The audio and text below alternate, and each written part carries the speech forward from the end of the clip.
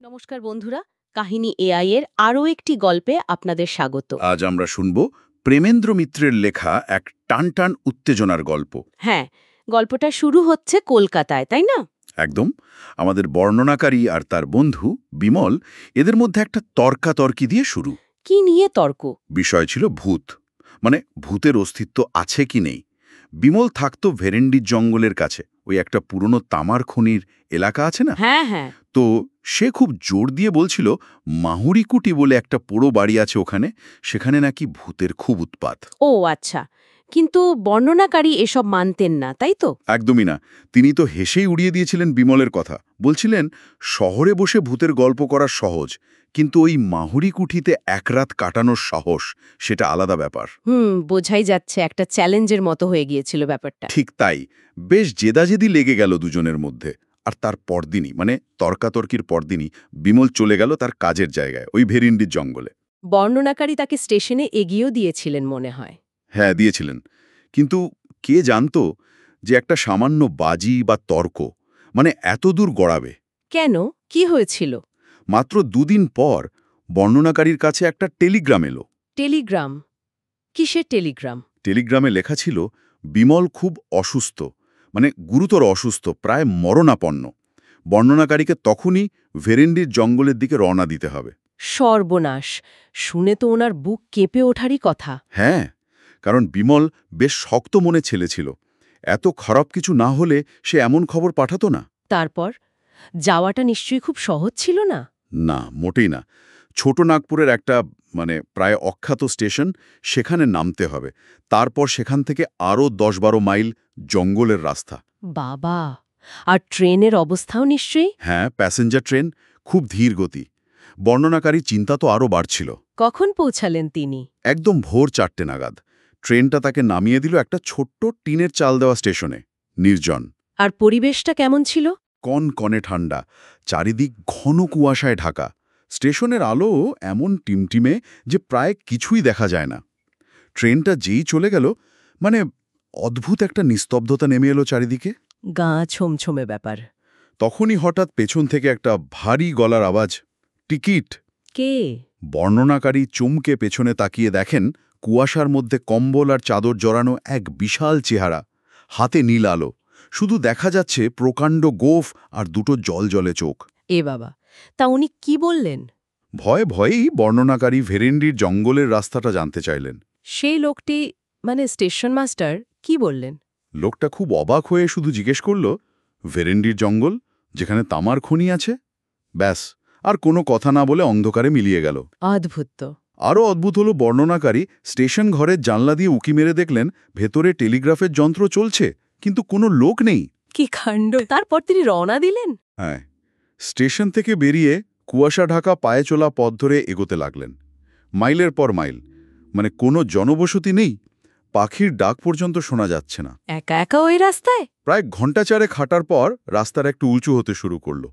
জঙ্গলও ঘন হয়ে এলো। তারপর তিনি কি বস্তিটা খুঁজে পেলেন? হ্যাঁ, অবশেষে একটা চড়াই পেরিয়ে দূরে পাথরের ঢিবির ধারে একটা ছোট বস্তি দেখতে পেলেন। আর তার পেছনে একটা বিশাল পোড়ো বাড়ি। যন্ত্রপাতি দেখে বুঝলেন এটাই খনির এলাকা। কিন্তু সেখানে লোক ছিল? সকালবেলা তো। সেটাই তো অদ্ভুত ব্যাপার। সকালবেলাতেও বেশিরভাগ ঘর বন্ধ। একটা বাংলোর দরজায় টোকা দিতেই সেটা খুলে গেল। ভেতরে কেউ ছিল? ভেতরে বেতের চেয়ার টেবিল সব সাজানো, কিন্তু কেউ নেই। ভেতরে দরজার পর্দা সরাতেই পেছনে পায়ের শব্দ। কে? বর্ণনাকারী চমকে দেখলেন প্রায় ৬ ফুট লম্বা, রোগা পটকা একটা লোক, যেন বিজ্ঞাপনের ব্যঙ্গচিত্র থেকে উঠে এসেছে। এই লোকটাই কি রামদিন? হ্যাঁ, এই লোকটি রামদিন, বিমলের বেয়ারা। বর্ণনাকারী বিমলের কথা জিজ্ঞেস করতেই সে যা বলল তা শুনে তো বর্ণনাকারী একেবারে হতভম্ব। কি বলেছিল রামদিন? সে বলল কলকাতা থেকে ফিরে বিমল নাকি জেদের বসে সোজা ওই মাহুরি কুঠিতে রাত কাটাতে গিয়েছিল। ও, বাজিটা তাহলে সে সত্যিই ধরেছিল। হ্যাঁ, আর শেষ রাতে রামদিন গোঙানির শব্দ শুনে বাইরে বেরিয়ে দেখে মাঠের মধ্যে বিমল অচৈতন্য অবস্থায় পড়ে আছে, মাথায় সাংঘাতিক আঘাত। তারপর বাঁচানো যায়নি বিমলকে? না, পরের দিন বিকেলেই বিমল মারা যায়। কি সাংঘাতিক! কুলিরা কি বলছিল? কুলিদের তো বিশ্বাস ভূতেরাই বিমলকে মেরেছে। ভয়ে তারা সব পালিয়ে গেছে। রামদিনও পালাচ্ছিল, কিন্তু যাওয়ার আগে সে স্টেশনে গিয়ে বর্ণনাকারীর ঠিকানায় আরেকটা তার করে দেয়। বর্ণনাকারীর তো নিজেকে দোষী মনে হওয়ারই কথা। হ্যাঁ, তিনি নিজেকে কিছুটা দায়ী ভাবলেন আর ঠিক করলেন ঘটনার রহস্য ভেদ করতে তিনি নিজেই মাহুরি কুঠিতে রাত কাটাবেন। একা? রামদিনকে তো থানায় পাঠালেন বললেন। হ্যাঁ, রামদিনকে থানায় খবর দিতে পাঠিয়েছিলেন, কিন্তু সন্ধে গড়িয়ে রাত হয়ে গেল, রামদিনও ফেরে না, পুলিশও আসে না। বোঝা গেল রামদিন ভূতের ভয়ে আর আসেনি। একদম। তাই রাত 9টা নাগাদ বর্ণনাকারী একাই রওনা দিলেন মাহুরি কুঠির দিকে, সঙ্গে শুধু একটা টর্চ আর আত্মরক্ষার জন্য একটা লোহার রড। দিনের বেলাতেই তো বাড়িটা গা ছমছমে বললেন, রাতে না জানি কেমন। বিশাল দোতলা পোড়ো বাড়ি, দেওয়াল ফেটে গাছপালা গজিয়েছে, ভেতরের ঘরগুলো স্যাঁতস্যাঁতে আগাছায় ভরা, গোলক ধাঁধার মতো। ঢুকতেই গা ছমছম করে ওঠে, জমাট অন্ধকার। তারপর তিনি কোথায় গেলেন? দোতলায়? হ্যাঁ, নিচের তলাটা ঘুরে দোতলায় উঠলেন। ঘুরতে ঘুরতে হঠাৎ পায়ে কিছু একটা লাগল। কি সেটা? টর্চের আলো ফেলে দেখেন বিমলের সেই চামড়ার ব্যাগটা, যেটা কলকাতাতেও ওর সঙ্গে ছিল। বলেন কি? ভেতরে কি ছিল? ভেতরে টাকা পয়সা আর বর্ণনাকারীর ঠিকানা লেখা একটা কাগজের টুকরো। রহস্যটা তো আরও ঘনীভূত হলো। শত্রু মারলে তো ব্যাগটা নিয়েই পালাতো। ঠিক তাই। বর্ণনাকারী ঠিক করলেন ওই ঘরেই রাত কাটাবেন, মোমবাতি জেলে বসতে যাবেন। অমনি কিছু হলো? হ্যাঁ, পাশের ঘরে ধড়াম করে কিছু একটা পড়ার ভারী শব্দ। গিয়ে দেখলেন? ছুটে গিয়ে দেখলেন কিচ্ছু নেই, একদম ফাঁকা। ফিরে এসে দেখেন মোমবাতিটা নিভে গেছে। তারপর? দেশলাই জ্বালাতে গিয়ে দেশলাই জ্বালাতে যাবেন, ঠিক তখনই বারান্দায় চটি পায়ে হঠাৎ ফটফট ফটফট শব্দ। এবারও কেউ নেই। টর্চ নিয়ে বেরিয়ে দেখেন একজোড়া পুরনো ছেঁড়া চটি পড়ে আছে বারান্দায়।